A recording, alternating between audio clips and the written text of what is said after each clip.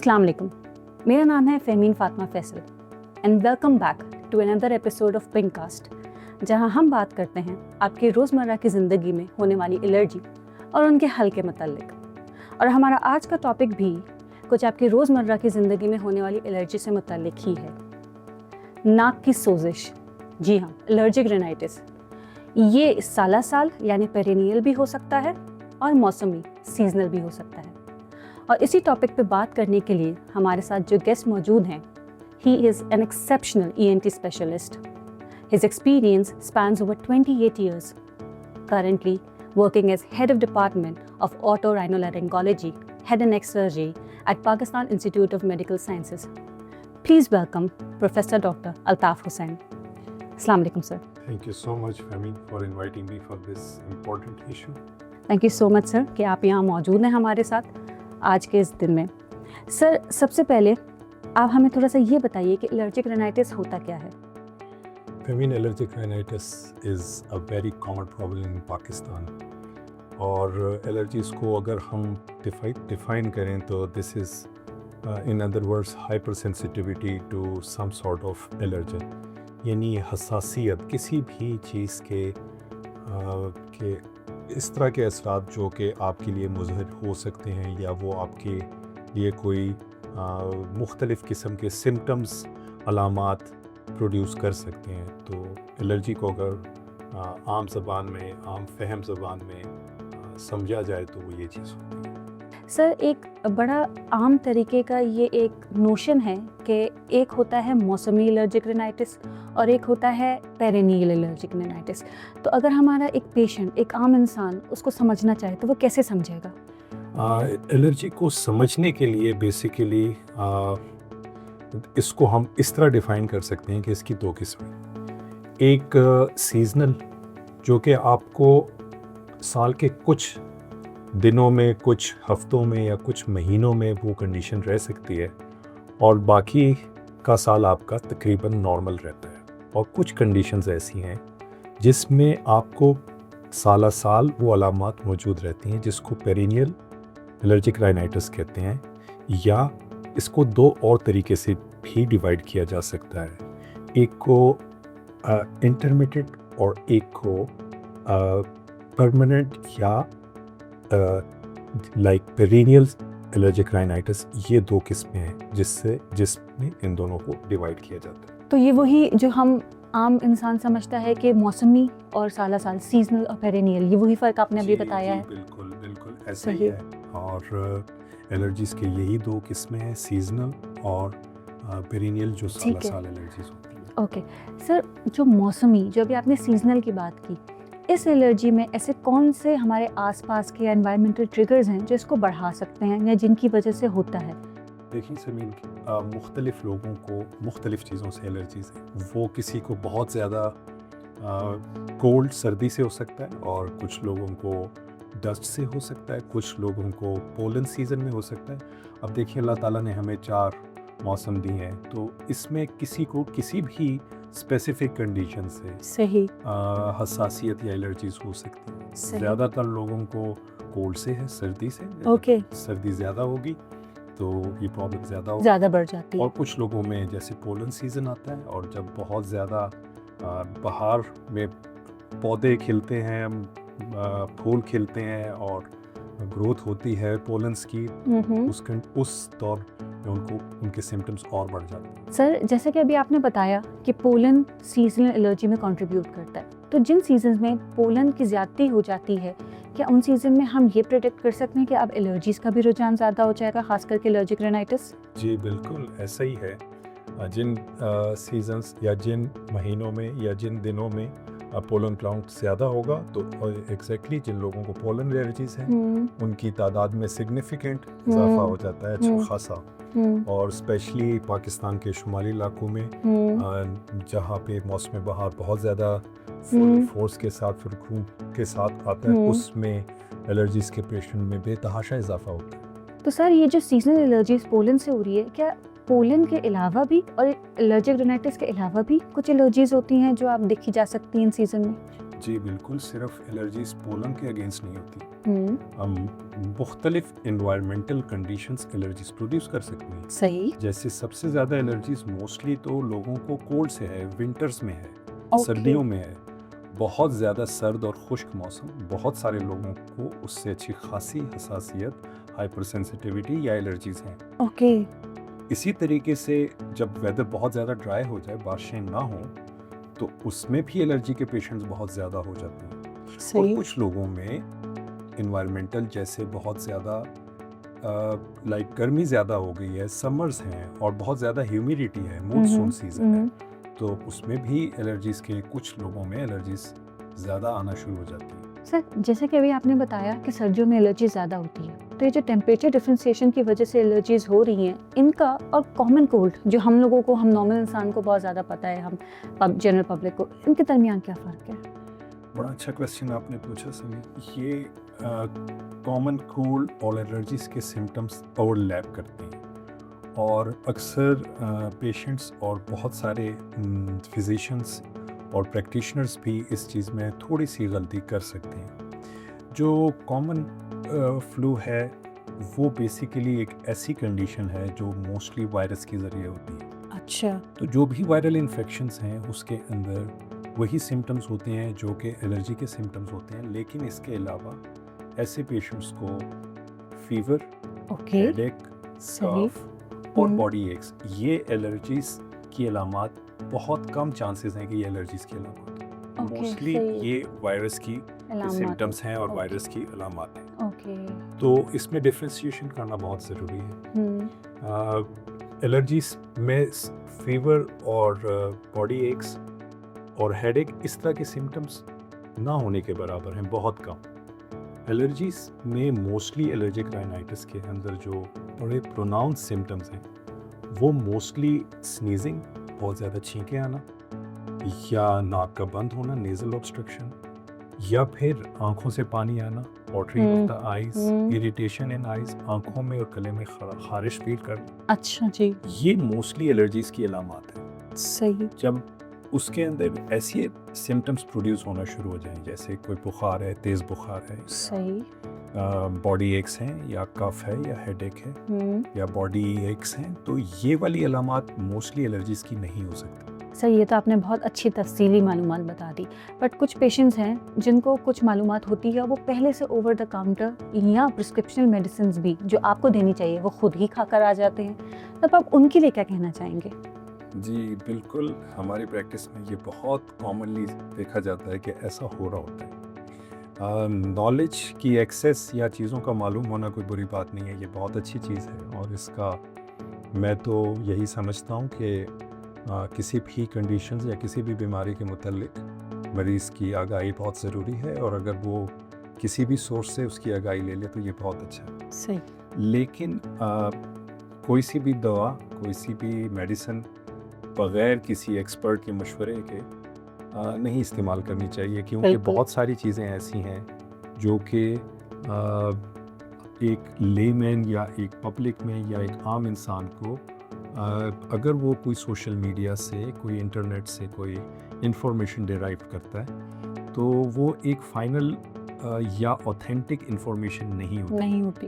तो बहुत सारे patients over the counter medicine खुद ही लेके और शुरू कर देते हैं, जो कि बाज़ औक़ात अच्छे खासे उसकी कॉम्प्लिकेशंस या उसके साइड इफ़ेक्ट हो सकते हैं, क्योंकि हमारी पॉपुलेशन में बहुत छोटे बच्चे, बहुत बड़ी उम्र के लोग जिनको बहुत सारी बीमारियां हो सकती हैं, जैसे डायबिटीज़, जैसे उनको हाइपरटेंशन, हार्ट की मुख्तलिफ़ कंडीशंस, प्रेग्नेंट पेशेंट्स, इनमें आपको बहुत देखे, हिस्ट्री लेके और फिर बड़ी सेंसिबली आपको एंटीहिस्टामिन का चुनाव करना होता है। बिल्कुल सही। ये बहुत इम्पॉर्टेंट है कि ओवर द काउंटर मेडिसिन लेने को जितना मैक्सिमम इसको नेगेट किया जाए या इसको कम किया जाए तो बेहतर है। बहुत अच्छी तफसील सर आपने बताई और बहुत अच्छी मालूमात है, और इसके साथ ही एक और भी चीज़ है जिसका मैंने नाम सुना है, इम्यूनोथेरेपी के नाम से, एलर्जी शॉट्स के नाम से, और ये बहुत आम होता जा रहा है आहिस्ता आहिस्ता, तो इसके ऊपर आप क्या कहना चाहेंगे? जी बिल्कुल, इम्यूनोथेरेपी भी एलर्जी का एक इलाज है और बेसिकली फ्यूचर भी इम्यूनोथेरेपी का होगा। लेकिन एट दिस पॉइंट इम्यूनोथेरेपी या वैक्सीनेशन जिसको उर्फ़े आम में कहा जाता है, ये 100% इलाज इस वक्त इस टाइम पे तो नहीं है। कुछ लोगों में यस, अबाउट 30 to 40%। अगर उनकी नॉन एलर्जीज़ हों, एलर्जीज़ के बारे में मालूमात हों और उसकी वैक्सीनेशन बन सकती हो या अवेलेबल हो, तो वो इस्तेमाल करने से उनकी अलामात कंट्रोल हो सकती हैं, उनकी बीमारियों में, उनकी एलर्जीज़ में कमी आ सकती है।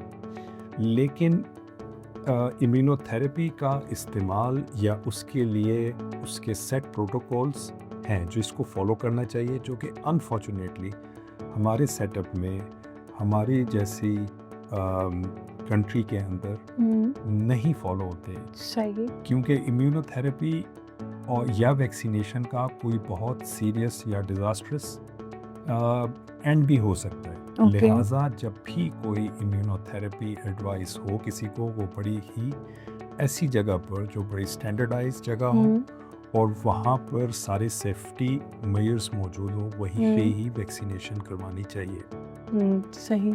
सर, ये जो सीजनल एलर्जीज है या एलर्जिक राइनाइटिस है, क्या ये क्यूरेबल है या नहीं? समीन, अगर थ्योरेटिकली आप पूछें तो जब तक इसकी इम्यूनोथेरेपी इफ़ेक्टिवली काम ना करे तो मोस्टली ये क्यूरेबल नहीं है, ये कंट्रोलेबल है। और जब भी किसी ऐसी चीज़ का एक्सपोजर होगा जिससे किसी भी इंसान को एलर्जीज़ हैं, तो उसमें सिम्टम्स अपीयर होंगे। तो मुकम्मल कंट्रोल के लिए या मुकम्मल क्योर के लिए इस वक्त हमारे पास कोई ऑथेंटिक ट्रीटमेंट अवेलेबल 100% नहीं है। ठीक है। तकरीबन आप समझ लें कि 30 से 40%, 30 to 40% पेशेंट के अंदर इम्यूनोथेरेपी इफ़ेक्टिव होती है। बाकी 60 to 70% जो पॉपुलेशन है जिनको मुख्तलिफ चीज़ों से एलर्जीज हैं, और इसमें एक और चीज़ भी है कि most of the people are allergic to more than one agent. ये नहीं, उनको सिर्फ एक चीज़ से एलर्जी नहीं होती, उनको मल्टीपल चीज़ों से एलर्जीज होती हैं। लिहाजा अगर वो वैक्सीनेशन कराते भी हैं तो वो उनको स्पेसिफिक एक उस एजेंट के अगेंस्ट क्योर तो मिलता है, लेकिन उसके जिस्म में तो 2-3 चीज़ों के अलावा भी एलर्जीज होती हैं। लिहाजा ऐसे कंडीशन के अंदर उसको इम्यूनोथेरेपी का या वैक्सीनेशन का कोई ख़ास फ़ायदा नहीं होता। तो allergic rhinitis is more of a condition which is not curable, it is controllable. Sir, चूँकि आपने बताया ये कंट्रोलेबल है, तो कैसे इसे कंट्रोल किया जा सकता है? जी, फेमिन इसको कंट्रोल किया जा सकता है। सबसे पहले तो इस चीज़ की आगाही होनी चाहिए कि पेशेंट को किस स्पेसिफिक कंडीशन या किस ख़ास चीज़ से एलर्जी है, उसकी आइडेंटिफिकेशन होना बहुत ज़रूरी है। सही। नंबर 2, उसको अवॉइड करना। सही। अगर किसी भी पेशेंट को एलर्जी डस्ट से है तो उसको मैक्सिमम डस्ट को अवॉइड करना चाहिए। अगर किसी को बहुत ज़्यादा कोल्ड से है, ठंड से है, तो उसको ठंड में नहीं जाना चाहिए। सही। या उसको गर्म कपड़ों का इस्तेमाल करना चाहिए। इसी तरीके से अगर किसी को पोलन सीजन में है तो उसका भी एक्सपोजर ऐसी जगह पर कम से कम होना चाहिए, या दिन के वक्त जब पोलन काउंट बहुत ज़्यादा हो सुबह के वक्त, तो उस वक्त उनका बाहर का एक्सपोजर कम से कम होना चाहिए। ये तो हो गया उसको कैसे अवॉइड किया जाए। तो एलर्जी के पेशेंट में सबसे पहले जो इम्पोर्टेंट चीज़ है उसकी आइडेंटिफिकेशन, उसको पता करना। नंबर 2, उसको अवॉइड करना। एंड नंबर 3, यस, उस मुख्तलिफ मेडिकेशंस हैं, मुख्तलिफ एंटीहिस्टामीन्स हैं, कुछ नेज़ल स्प्रेज हैं जो कि इफ़ेक्टिवली इस कंडीशंस को कंट्रोल करती हैं। सही। तो मोस्टली एलर्जीज आर कंट्रोलेबल। तो सर, ये जो एलर्जिक या यही एलर्जीज अगर मैं जनरली बात करूं, क्या ये किसी और रेस्पिरेटरी इलनेस की तरफ इशारा करती हैं या जा सकती हैं, तब्दील हो सकती हैं? बिल्कुल। अगर एलर्जीज को कंट्रोल ना किया गया या एलर्जीज का आपने सही वक्त पे सही इलाज नहीं किया तो इसकी बहुत सारी कॉम्प्लिकेशंस हो सकती हैं। एलर्जीज एंड अप कर सकती हैं एस्थमा में। एलर्जी से साइनोसाइटिस हो सकता है, जो Okay. साइनसिस का इन्फेक्शन है, ओके, और अच्छा खासा शदीद किस्म का सीवियर साइनोसाइटिस हो सकता है। अच्छा, साइनोसाइटिस के फिर अलहदा कॉम्प्लिकेशंस हैं। अगर साइनोसाइटिस प्रॉपरली ट्रीट ना हो तो उसके इंट्राक्रेनियल और ऑर्बिटल कॉम्प्लिकेशंस हैं। ओह, और यही एलर्जीज को अगर ट्रीट ना किया गया तो ये गले पे भी असर डालता है, जिससे मुख्तलिफ गले के इन्फेक्शंस, और इसी तरीके से ये कानों पे भी इफेक्ट डालता है, जिससे कानों के अंदर मुख्तलिफ मसाइल जैसे हम्म। समात की कमी, ओके, ओटाइटिस मीडिया इस कंडीशन को कहते हैं। तो इफ़ेक्टिव ट्रीटमेंट इसकी ज़रूर होनी चाहिए। अगर इसकी ट्रीटमेंट और इसको कंट्रोल नहीं किया जाएगा तो it can and up with a lot of different certain serious kind of illnesses. तो सर मैं आपसे पूछना चाहूँगी कि जनरल पब्लिक को या हमको ऐसा क्या करना चाहिए, कैसे लाइफस्टाइल चेंजेस करने चाहिए जो प्रिवेंशन ऑफ एलर्जीज में कंट्रीब्यूट कर सके? जी नवीन, बड़ा अच्छा सवाल आपने किया। ट्रीटमेंट जहाँ तक का ताल्लुक है वहाँ तो आप मेडिसिन दे सकती हैं, लेकिन prevention is better than treatment. बिल्कुल ऐसा ही। और उस प्रिवेंशन के अंदर मोस्टली अगर आप पोलन सीज़न है तो मास्क का इस्तेमाल बहुत सही। फ़ायदा दे सकता है। अगर किसी ड्राई सीज़न से किसी को है तो बहुत सारी ह्यूमिडिफिकेशन के लिए आप एयर प्योरीफायर्स अपने घरों में इस्तेमाल कीजिए। जिन सीजन्स के अंदर ज़्यादा पोलन काउंट है उसमें बाहर एक्सपोजर कम से कम होना चाहिए। और अगर कोई ऐसी चीज़ किसी को पता चलती है जिससे उसको अवॉइड किया जा सकता है, जैसे बहुत से लोगों को घर में डस्ट माइट से, कारपेटेड से, कर्टन्स और पिलोज से, तो रेगुलर इन आइटम्स की रेगुलर वॉशिंग, ओके, गर्म पानी से इनको धोया जाए और इनकी सफाई की जाए ताकि हाउस डस्ट माइट कम से कम हो। इसकी वजह से एक बहुत बड़ी पॉपुलेशन सफ़र करती है। और अगर वेंटिलेटेड घर हो और उसमें नमी का अंसर कम हो, ऐसी कंडीशंस में भी उनको बहुत फ़ायदा होता है पेशेंट्स को। तो ये कुछ ऐसी रेमेडीज़ हैं जिससे डिज़ीज़ का इम्पैक्ट कम किया जा सकता है। बड़ी मालूमात में आपने मेरी इजाफा किया। मुझे ये नहीं पता था कि पिल्लो से, बेडशीट से, इनसे भी लोगों को एलर्जी होती है। जी बिल्कुल, इससे एलर्जीज हो सकती हैं। House dust might probably is the biggest it is the biggest agent for allergic rhinitis. Okay, और इसको बहुत सेंसिबली ट्रीट करना चाहिए, बहुत इसको इम्पोर्टेंस देनी चाहिए, और इसके लिए कोई इफ़ेक्टिव मैनेजमेंट्स होनी चाहिए, तो ये कंडीशंस कंट्रोल हो सकती हैं। सर एंड में जाते जाते मैं पूछना चाहूँगी कि आपका क्या पैगाम है जनरल पब्लिक के लिए? मेरा पैगाम जनरल पब्लिक के लिए ये होगा कि अपनी सेहत का ख्याल रखें।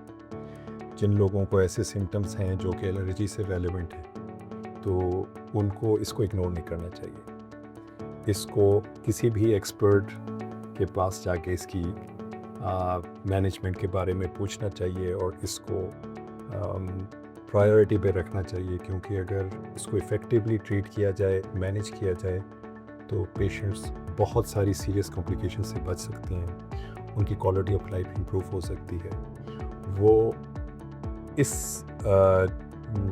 कंडीशन को कंट्रोल करने के लिए इस चीज़ से ना घबराएं कि उनको कोई बहुत ज़्यादा मेडिसिन्स खानी होगी या उन मेडिसिन्स के कोई बहुत सारे साइड इफ़ेक्ट्स होंगे। जो एलर्जीज़ का ट्रीटमेंट है वो मोस्टली कोई साइड इफ़ेक्ट नहीं प्रोड्यूस करता या बहुत कम प्रोड्यूस करता है। सही। और इससे क्वालिटी ऑफ लाइफ में सिग्निफिकेंट इम्प्रूवमेंट आती है। तो एलर्जीज़ को बिल्कुल इग्नोर ना किया जाए, मेरा तो यही मैसेज होगा। बहुत शुक्रिया sir, thank you so much आपका आज यहाँ पे आने का, अपना टाइम निकालने का। आई एम श्योर हम सब के लिए ये बहुत मुफीद मालूमात है जो आपने दी है।